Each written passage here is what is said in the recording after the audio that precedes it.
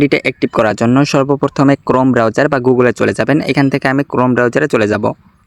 যাওয়ার পরে দেখেন উপরে সার্চ বার আছে, সার্চ বারে সার্চ করবেন আমাদের কোম্পানির নাম লিখে selfguards.com লিখে আপনি সার্চ করবেন।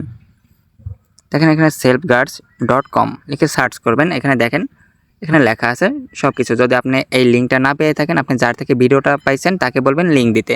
তো এখানে আপনি selfguards.com লিখে সার্চ করবেন।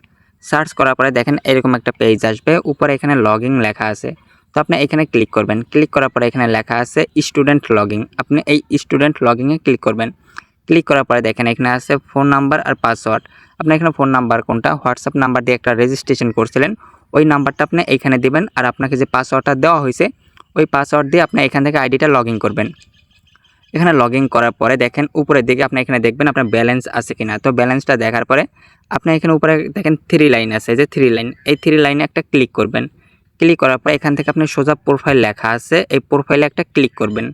ক্লিক করার পরে দেখেন এখানে নিচের দিকে, যে নিচের দিকে এখানে লেখা আছে দেখেন অ্যাক্টিভ রিকোয়েস্ট, ঠিক আছে। নিচের দিকে এখানে অ্যাক্টিভ রিকোয়েস্ট লেখা আছে, আপনি কি করবেন এই অ্যাক্টিভ রিকোয়েস্টে ক্লিক করবেন।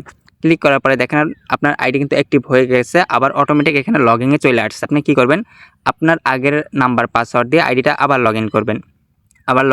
দেখেন আইডিটা কিন্তু অ্যাক্টিভ হয়ে গেছে, তখন লক অবস্থায় ছিল, এখন কিন্তু পুরোপুরি অ্যাক্টিভ হয়ে গেছে। তো এখন আপনার কি কাজ, আপনি দেখেন এই যে নিচের দিকে একটু চলে আসবেন। নিচের দিকে এখানে আসার পরে দেখেন এখানে লেখা আছে এই যে টিম লিডার, আর এই যে নিচে আছে হোয়াটসঅ্যাপ আইকন। আপনি কি করবেন এখানে যে হোয়াটসঅ্যাপ আইকনটা আছে, এই যে হোয়াটসঅ্যাপ আইকন, আপনি এখানে একটা ক্লিক দেবেন। ক্লিক দেওয়ার পরে আপনার টিম লিডারের হোয়াটসঅ্যাপে নিয়ে যাবে আপনাকে যোগাযোগ করানোর জন্য।